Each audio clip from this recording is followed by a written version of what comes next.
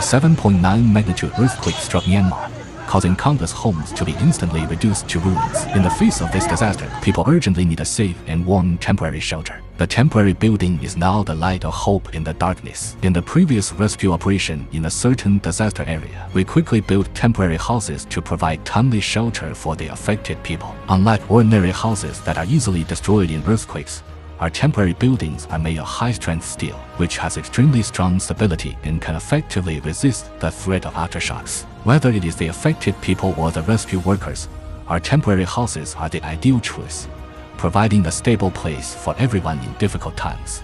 Choose ZNHouse temporary building to overcome difficulties together.